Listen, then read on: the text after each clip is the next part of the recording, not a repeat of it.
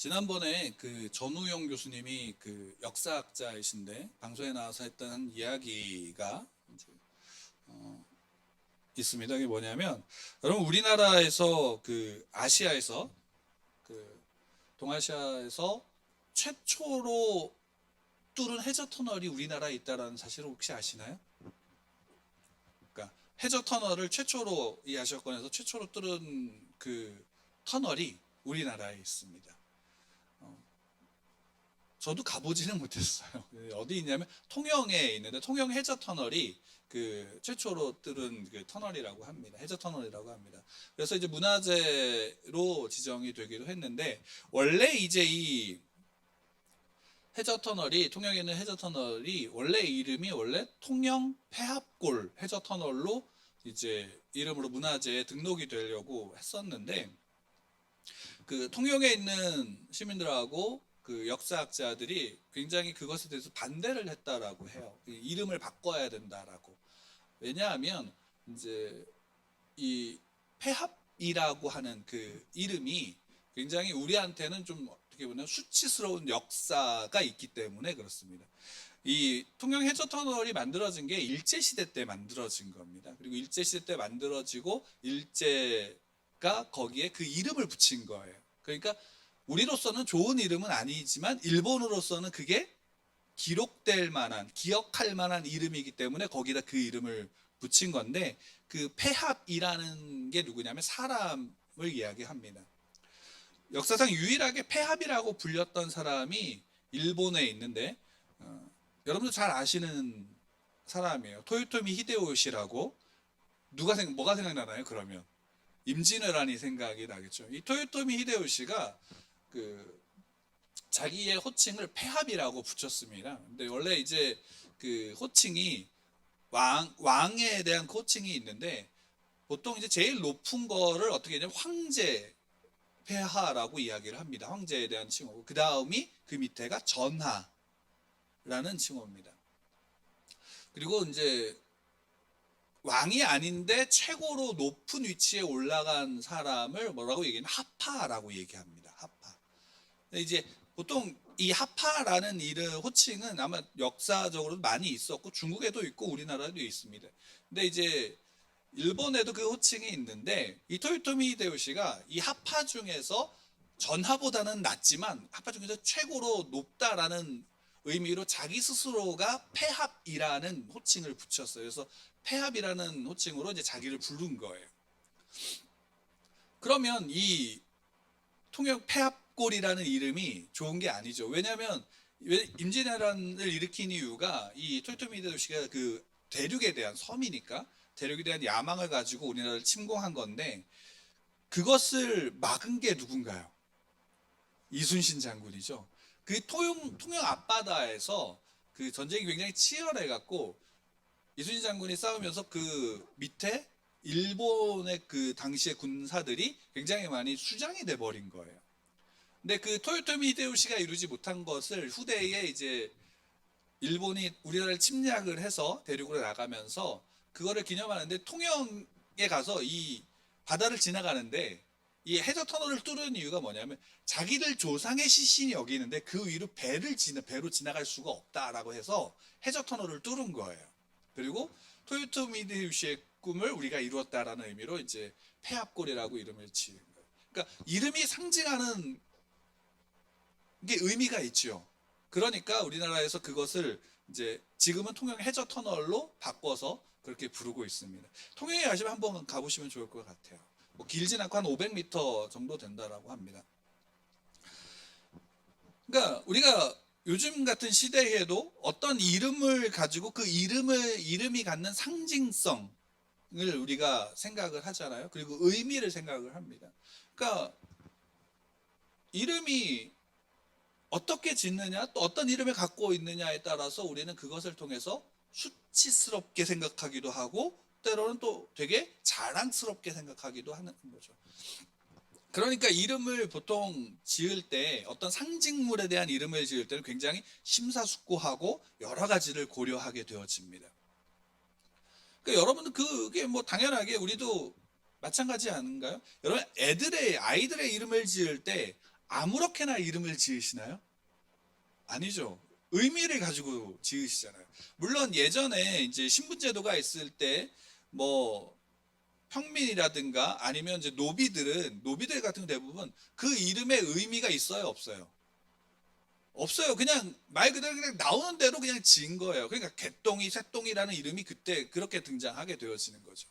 그러니까 이름이 의미가 없어요. 그러니까 이름이 의미가 없다라는 것은 무엇을 뜻하냐면 그 사람들의 삶에 희망이 있다라는 거예요, 없다라는 거예요.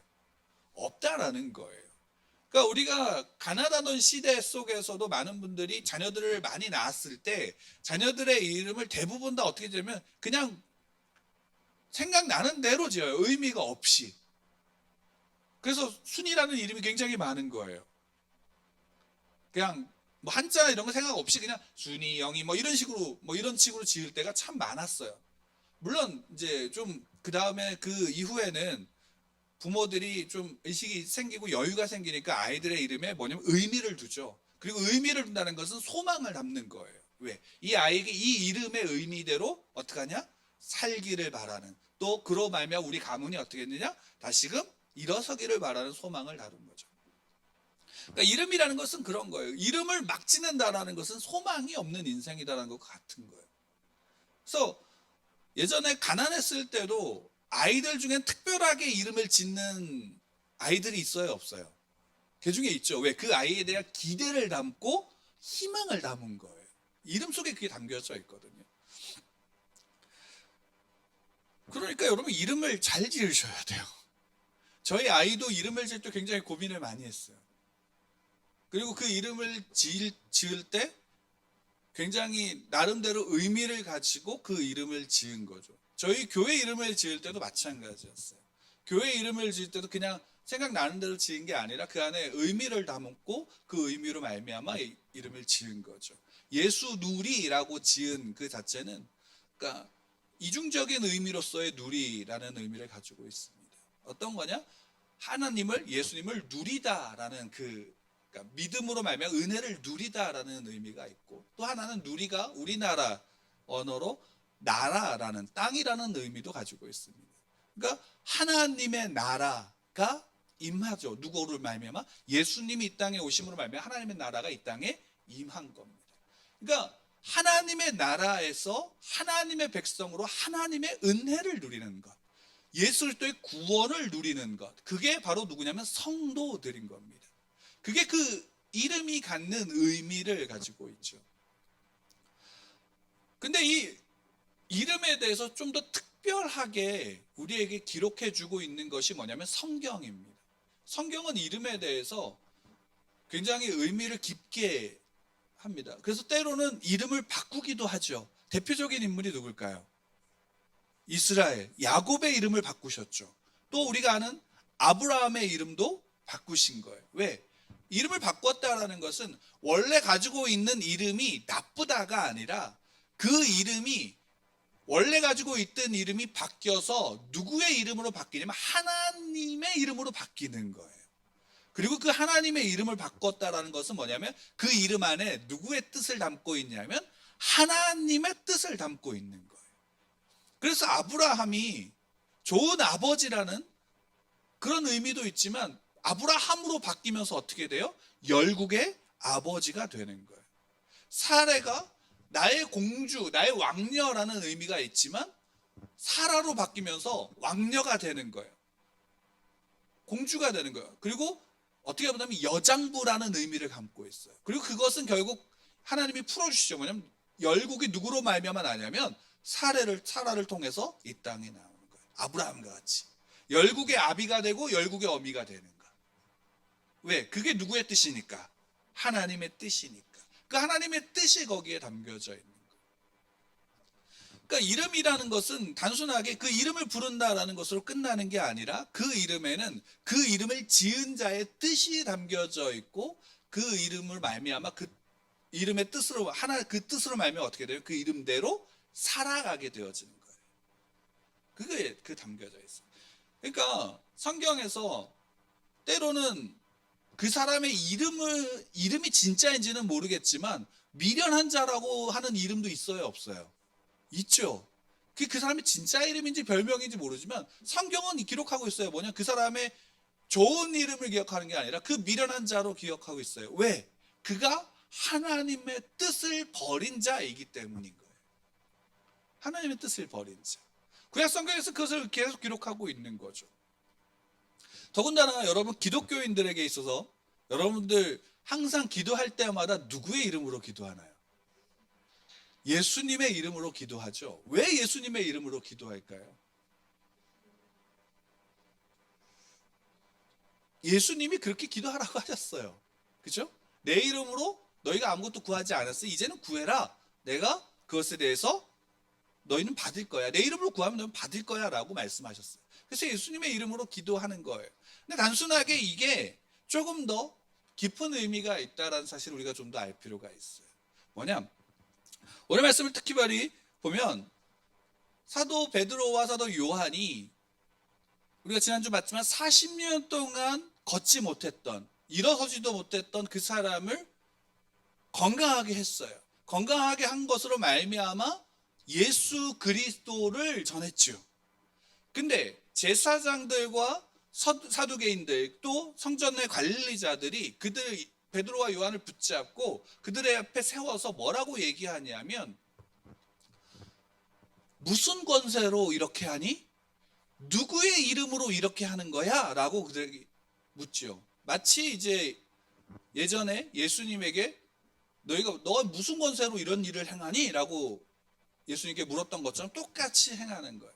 근데 이때 이제 베드로와 요한이 그에 대해서 답하는 거예요. 뭐라고 답하냐면 이에 베드로가 성령이 충만하여 이르되 백성의 관리들과 장로들아 만일 병자에게 행한 착한 일에 대하여 이 사람이 어떻게 구원을 받았냐고 오늘 우리에게 질문한다면 너희와 모든 이스라엘 백성들은 알라 너희가 십자가에 못 박고 하나님이 죽은 자 가운데 살리신 나사렛 예수 그리스도의 이름으로 이 사람이 건강하게 되어 너희 앞에 섰느니라.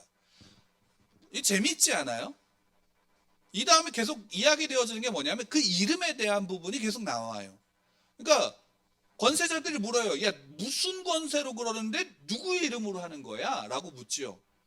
그러니까 여기에 그 이름에는 뭐냐면 권세, 이 권세를 가진 자의 이름이 누구야? 라고 묻는 거예요. 그렇죠? 그러니까 이게 재밌지 않아요? 이게 이스라엘 사람들이 가지고 있는, 성경에서 가지고 있는 의미예요. 왜냐하면 이름이 권세가 있는 거예요. 왜? 그 이름이 나타내는 그 사람의 지위와 권력이 그 뒤에 담겨져 있기 때문인 거예요. 그러니까 묻는 거죠. 무슨 권세야? 누구의 이름이야?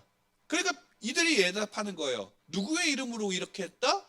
나사렛 예수 그리스도의 이름으로 말이에요. 근데 이 예수 그리스도가 누군지 아니? 너희가 죽인 예수야. 이 예수를 하나님이 다시 살리셨어. 그리고 그 예수 그리스도의 이름으로 이 사람이 이렇게 구원받았어 라는 사실을 이야기를 하는 거예요. 그러니까 여기에는 예수님의 이름으로 이런 일을 행했어 라는 것이 단순하게 예수님의 이름을 믿으면 예수님의 이름으로 이야기하면 축사의 사역에서도 예수 그리스도의 이름으로 명하노니라고 하면 귀신이 떠나가고 그 문제가 해결되어지고 내 기도가 응답되어진다라는 것으로서만 받아들이게끔 우리에게 보여지게 되지만 실상은 그게 아니라는 사실을 우리가 좀 알 필요가 있어요. 물론 여러분 요한복음에서 보면 계속 반복해서 나오는 게 뭐냐면 특히 이제 14장 이후에 이렇게 나오는 게 뭐냐면 예수님의 내 이름으로 너희가 구하지 않았어. 이제 내 이름으로 구해. 그럼 내가 응답할 거야. 내 이름으로 무엇을 구하든지 너희는 받을 거야. 라고 계속 말씀하고 계세요. 특별히 하나 좀 찾아보면 요한복음 16장 보면 요한복음 16장 좀 찾을게요. 같이 23절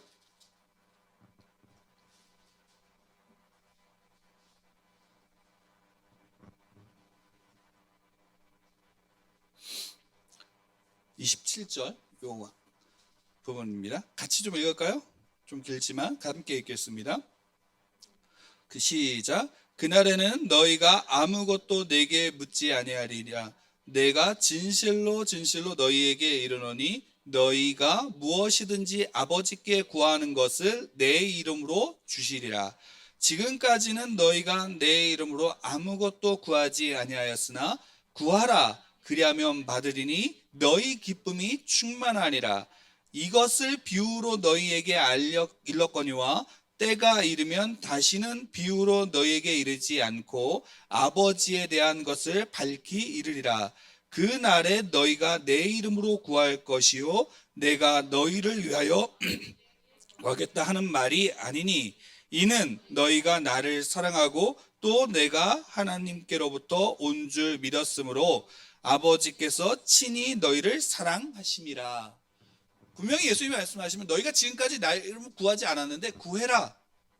그러면 받는다. 근데 재밌는 건 뭐냐면 받는데 너희 기쁨이 충만하리라 라고 말씀하고 계십니다. 물론 그렇겠죠. 저희 아이가 지난주에 생일이었는데 계속 지난주가 어제지요. 정확하게 꼬집고 있어요. 생일인데 계속 그 전에 한두 달 전부터 달라는 게 있었어요. 보통 이제 생일 때 되면 선물을 부모가 하나로 주지요. 하나로 주죠. 그래서 엄마가 줬어요. 멋있는 총을 줬어요. 근데 또 하나를 받아야 되겠다는 거예요. 왜? 자기가 원하는 걸 아직 안 들어왔다는 거예요. 그래서 계속 쫄라요. 생일 파티 하기 전까지 쫄랐어요.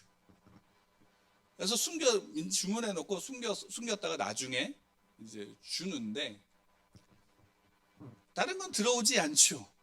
그 순간 제 핸드폰과 그 장난감을 뺏어서 가지고 놀기 시작하는 거예요. 충전하고. 제가 원하는 걸 받으니까 기쁨이 충만하죠. 여러분 기도 응답이 되면 기쁨이 충만해져요? 안 충만해져요? 충만해지죠. 그렇죠? 내가 원하는 것을 들었으니까 충만해지죠. 그래서 저도 예전에 그래서 솔직히 제가 처음 교회에 나가서 주일학교 선생님이 저에게 했던 이야기가 뭐냐면 기도하면 응답하신다였어요. 기도하면 들어주신다였어요. 어린 마음에 그것이 제 마음에 꽂혔고 어린 제가 그래서 간절히 기도했을까요? 안 했을까요? 기도했어요. 그리고 기도 응답을 받았을까요? 안 받았을까요? 받았어요. 그러니까 얼마나 기쁨이 충만했겠어요. 그리고 그 기도 응답을 받은 것으로 말미암아 저는 그러니까 지금의 제가 있게 되어진 거죠. 하나님이 그렇게 인도하셨어요. 근데 한 가지 문제가 생기는 거예요. 왜냐하면 이 말씀을 통해서 예수님의 이름으로 구하면 받는다라는 공식으로 말미암아 대입해서 그것으로 말미암아 제가 어려서부터 거의 성인이 돼서까지도 그 정도의 수준에 밖에 머물러 있지 못했어요. 문제가 뭘까요? 문제는 그것으로 머무르니까 하나님께서 예수님께서 이 이름으로 말미암아 주신 참된 기도의 은혜를 누릴 수 있을까요? 없을까요? 없게 되어지는 거예요. 왜? 결국 이것이 어느 일정 시간이 지나게 되면 무엇으로 변질되어지냐면 내가 원하는 소원을 이루어주는 주문으로서 생각하게 되어지는 거예요. 여러분 예수님의 이름이 마법 주문인가요? 여러분 분명히 아니에요. 여러분 성경은 그것이 마법의 주문이다라고 우리에게 말하지 않아요. 예수님의 이름으로 구한다라는 것은 그런 구하며 받는다라는 것은 내가 원하고 내가 바라는 소망이 이루어지는 것으로서 소원이 그래서 내가 예수님의 이름으로 명령하고 하면 내 적이었던 상대방이 도망가야 되는 것으로서 우리가 그것을 받아들인다면 우리는 이것을 반쪽밖에 이해하지 못하는 거예요. 그리고 반쪽밖에 이해하지 못한다는 다르게 말한다면 모르고 있다라는 것과 똑같은 거예요. 왜? 그 이름이 갖는 의미와 깊이가 무엇인지를 우리가 좀 더 살펴볼 필요가 있기 때문이에요. 여기에서 예수님이 말씀하시잖아요. 야, 내 이름으로 구하면 받아. 너희 기쁨이 충만해질 거야. 그러면 여기에서 이것이 단지 내가 원하는 것을 받았으니까 기뻐진다라는 의미로서 이 기쁨을 말씀하셨을까요? 아니겠죠. 왜? 예수님이 우리에게 기쁨과 평안과, 또 하나님이 구약에서 마찬가지로 하나님이 우리에게 기쁨과 평안과 위로를 줄 때는 단지 그 한순간의 위로와 한순간의 평안과 기쁨을 말씀하시는 것이 아니에요. 여러분 한번 생각해 보세요. 아이가 선물을 받았을 때 그 선물의 기쁨이 얼마나 갈까요? 딱 하루 이틀이에요. 그 다음엔 그게 어디 있는지 몰라요. 다른 걸 원할까요? 안 할까요? 다른 걸 원해요. 어른은 아닌가요? 그렇죠? 어른들도 마찬가지잖아요. 조금 이제 어른들이니까 조금 고상하게 표현할 뿐이잖아요. 그렇죠? 기독교인들도 마찬가지예요. 내가 원하고 내가 바라는 소망이 있을 수 있어요. 그걸 부인하지 않아요. 그걸 하나님께 기도해야 되는 것도, 예수님의 이름으로 기도해야 되는 것도 맞아요. 그게 틀리지 않아요. 다만 그 이름으로 기도한다라는, 이름으로 구한다라는 것, 그 이름이 갖는 의미가 무엇인지 우리가 더 알 필요가 있다라는 거죠. 여러분, 예수님의 이름을 누가 지어주셨을까요? 원래 예수라는 이름이 구약 성경에서는 여호수아 또는 호세아와 같은 이름이라는 거 여러분들 아시죠? 예, 같은 이름이에요. 그리고 당시에는 예수라는 이름, 그 이름 예수아라고 불리는 그 이름이 흔했을까요? 아니면은 굉장히 그냥 특별했을까요? 굉장히 흔한 이름이에요. 그러니까 예수라고 지어라 라고 한 것은 뭐 하나님이 지어주셨냐 안 지어주셨냐가 의미가 있냐 아니냐의 것을 넘어서 누가복음에서 또 마태복음에서 분명히 복음서에서 예수님의 이름을 누가 짓냐면 그 요한이 지은 게 아니라 누가 지었어요?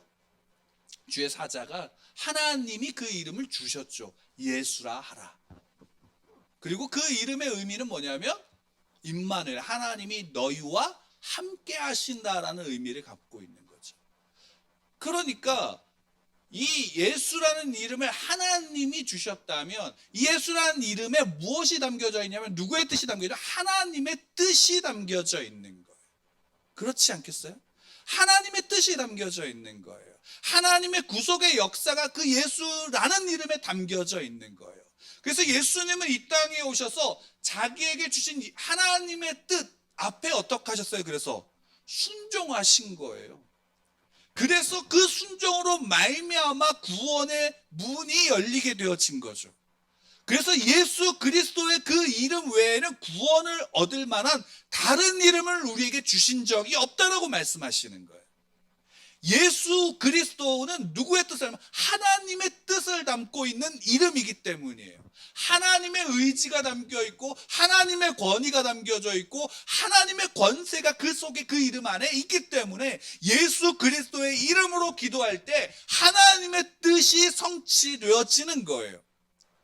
예수님의 이름으로 기도할 때 무엇을 받게 되어지냐? 하나님의 뜻이 성취되어지는 걸 받는 거예요. 내가 원하는 소원을, 내가 싸우는 상대방이 도망가는 것을 받는 게 아니라 하나님의 뜻이 이루어지는 거예요. 그래서 예수님께서 가르쳐 주신 기도에서도 하늘에서 하나님의 뜻이 이루어진 것 같이 땅에서도 이루어지리다라고 고백하고 있는 거예요. 하나님의 뜻이 그 이름에 담겨져 있는 거예요. 그래서 예수 그리스도, 그 뜻이 가장 잘 담겨져 있는 표현으로서 그 이름을 이야기하는 거예요. 그 예수 그리스도 그 이름인 거죠. 그 예수님의 이름으로 기도한다. 결국 그 안에는 무엇이 있어요? 나는 하나님의 뜻에 순종하겠습니다. 내가 바라는 소원을 열거하고 예수님의 이름으로 기도합니다 라고 한 것으로 그 기도가 이루어지는 게 아니라 이 소원의 기도가 누구의 뜻에 담겨져 있다라는 고백이에요? 하나님의 뜻에 담겨져 있다라는 거예요. 예수님께서 그래서 겟세마네 동산에서 기도하실 때 당신의 소원을 말씀하셨지만 결국 그 앞에서 고백하는 건 뭐예요?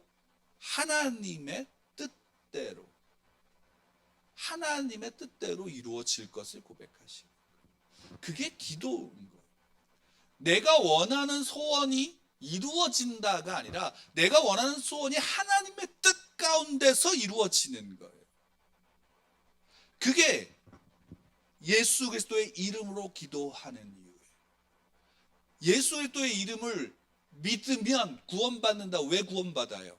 하나님의 뜻이 그 안에 담겨져 있기 때문에. 그러니까 그 이름을 믿는다라고 함부로 우리가 말한다라고 해서 그것이 구원이 아니라 진심으로 그 앞에 굴복할 수 있는 자인 거죠.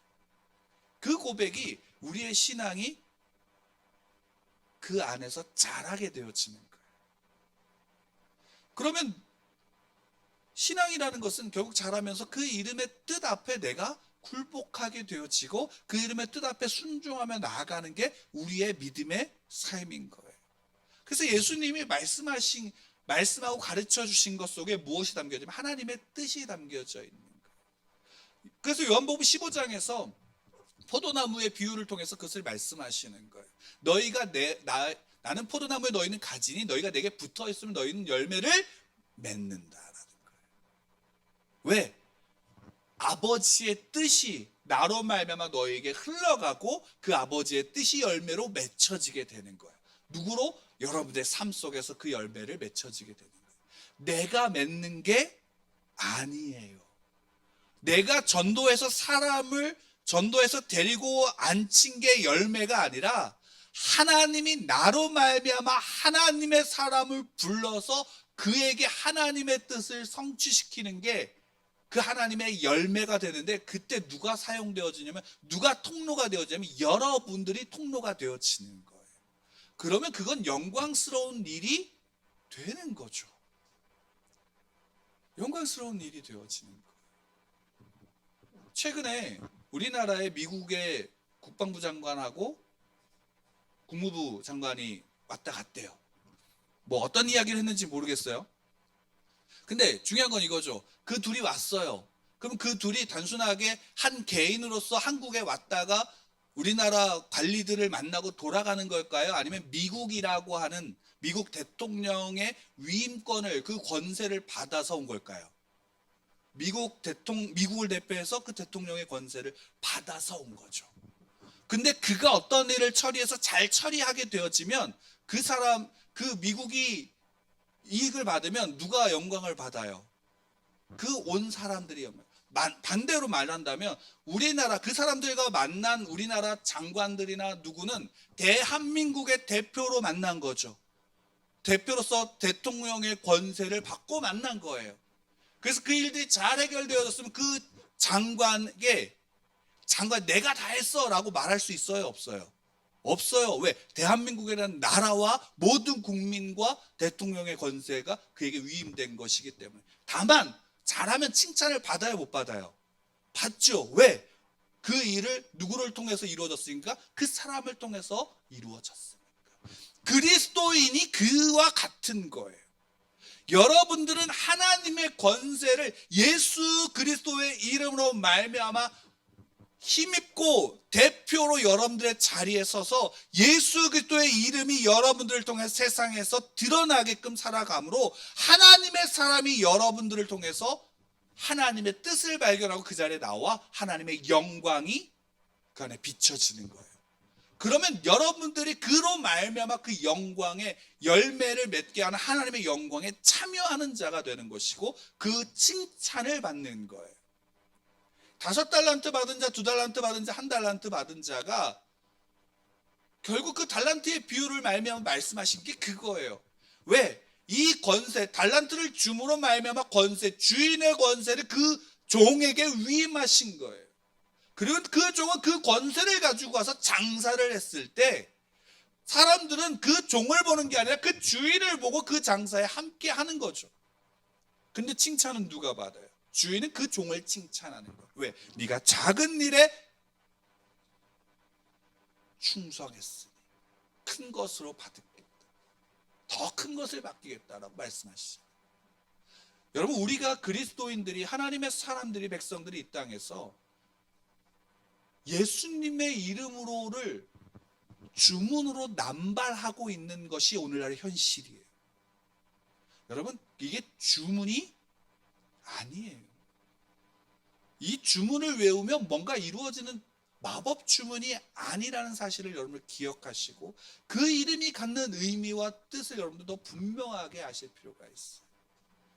그리고 그 이름 앞에 기도할 때 이 이름으로 고백 기도할 때에 여러분 같은 그 고백을 담으세요. 하나님의 뜻이 이루어지리다라는, 하나님의 뜻이 이루어지다라는 그 의미와 그 마음을 그 이름 앞에 고백할 때 담으세요. 하나님의 뜻이 여러분들의 소원 속에서 이루어지도록, 내가 원하는 내 야망을 위해서가 아니라, 물론 소망은 야망이죠. 여러분 그걸 부인하지 마세요. 여러분들이 원하는 하나님 앞에 기도하는 소원, 여러분들의 야망이고 여러분들의 욕심일 수 있어요. 겸손한 건 뭘까요? 그것이 내 뜻으로 이루어지는 게 아니라 하나님의 뜻 가운데서 이루어지기를 소망하는 게 성도의 겸손이고 성도의 믿음인 거예요. 그래서 내 이름으로 너희가 구하지 않았으니 구해라. 그러면 받는데 너희 기쁨이 충만해질 거예요. 너희 기쁨이 충만해진다는 건 뭘 담고 있을까요? 하나님의 기쁨이 담겨져 있는 거예요. 하나님이 여러분들을 기뻐하고 하나님이 여러분들을 즐거워하며 하나님이 여러분들을 사랑하시는 거예요. 그래서 그 이름에 구원을 얻을 만한 다른 이름을 주신 적이 없다. 왜? 하나님의 뜻이, 하나님의 권세가 그에게 담겨져 있으니까. 그런데 여러분 이것을 남발하지 마세요. 남발한다라는 게 주문으로 사용하지 말라는 말씀이에요. 이 이름 앞에 우리가 그 이름을 분명히 알고 그 이름으로 말미암아 고백하는 믿음의 고백이 그 안에 담겨져 있기를 축원합니다. 그렇지 않을까요? 여러분 누군가 안다, 누구의 이름을 안다라는 것이 단순하게 이름 안다라는 것 그치는 것이 아니라 진짜 안다라는 건 뭘까요? 그 이름을 이야기한다는 건 뭘까요? 관계가 되어져 있다는 거예요. 친밀하다라는 거예요. 하나님이 말씀하셔, 내가 너를 알아. 예수님이 오셔서 말씀하시죠. 누군가에게 만나야 될 사람들에게 가셔서 그들을 위로하시죠. 그들의 필요를 알고 그들의 마음을 알고 그들의 상태를 알고 그들과 관계하시죠. 그리고 그들에게 하나님의 마음을 품고 인간으로서 대접해주고 일으키시고 치유하시는 그 일들, 그 관계를 맺으시는 것. 우리가 하나님의 이름을, 예수 그리스도의 이름을 안다는 것은 우리가 그분과 관계한다라는 사실, 하나님이 또한 우리와 관계하신다라는 사실이에요. 여러분들을 하나님이 아세요. 하나님은 여러분들의 이름을 아세요. 여러분들의 모든 것을 아세요. 그리고 하나님은 알고 원하시는 건 뭐예요? 하나님 또한 하나님 여러분들에게 내 이름, 하나님의 이름을 알기를 원하세요. 그 하나님의 이름 앞에 여러분들이 같이 서기를 원하시는 거예요. 하나님의 그 뜻을 담아내는 이름, 예수 그리스도이십니다. 여러분들 예수 그리스도의 이름으로 기도하십시오. 예수 그리스도의 이름으로 둘셋이 모여서 함께 기도하십시오. 그리고 그 기도 속에 하나님의 뜻이 이루어질 것임을 믿음으로 고백하시며 그 이름으로 기도하시길 바랍니다. 그럼 여러분들을 통해서 하나님의 영광이, 또 하나님의 뜻이 성취가 여러분들을 통해서 이루어질 것입니다. 여러분 그것을 볼 거예요. 그 영광에 참여하시기 바랍니다. 그 영광에 함께 하시기를 축원합니다. 우리 함께 같이 기도하겠습니다.